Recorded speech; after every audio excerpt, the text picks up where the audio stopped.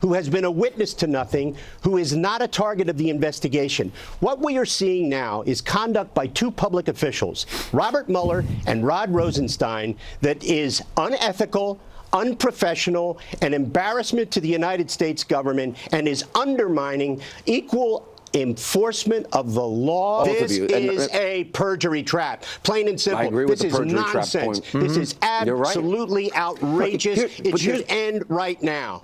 Former U.S. Attorney Joe DeGenevieve on this program last night just eviscerating the Deputy Attorney General Rod Rosenstein and Robert Mueller. And the mainstream media, by the way, also deserves blame. Joining us now, George Washington University law professor Jonathan Turley. He has a great column up on thehill.com entitled, "When Will the Media Accept That Trump is Not a Criminal Target?" Professor, I'll let you answer your own question. They seem not to want to accept that reality. It's been, what, over a year we've been looking into this in a lot of varying ways.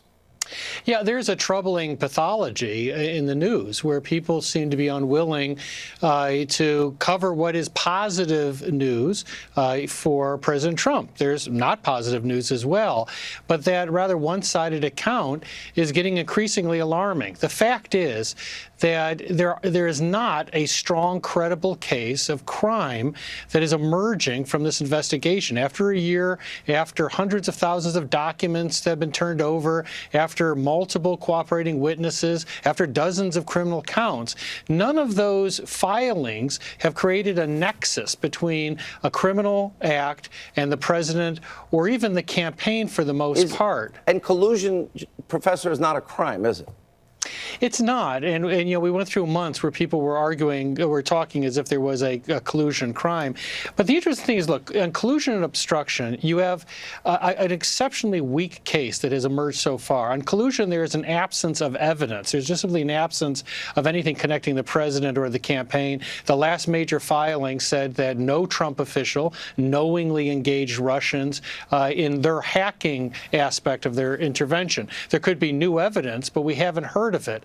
On the issue of obstruction, I think the president has what may be insurmountable defenses.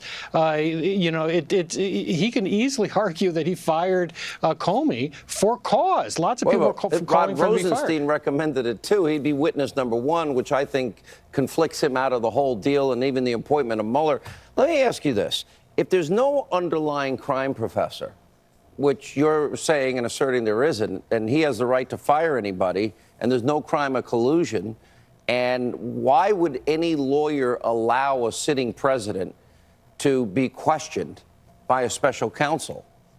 Well, Sean, first of all, we need to be careful. Obviously, we don't know what Mueller has. There may be more crime evidence. There may be more allegations to make, but we haven't seen them so far, and that's quite telling. And the president's status hasn't changed in a year. He was a subject before. He still is a subject and not a target.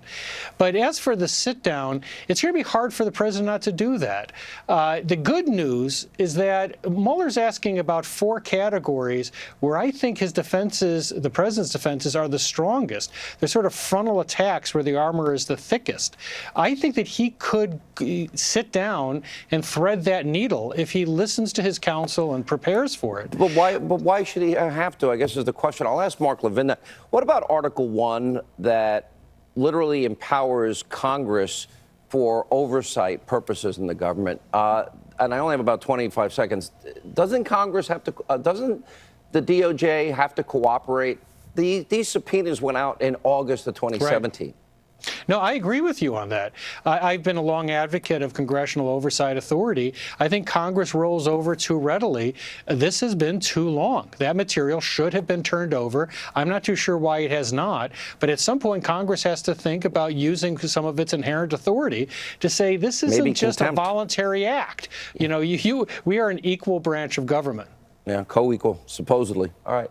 Professor, good to see you. Thank you. Thank you. All right, when we come back, the great one, Mark Levin weighs in on whether the president should ever talk to Robert Mueller. That's next.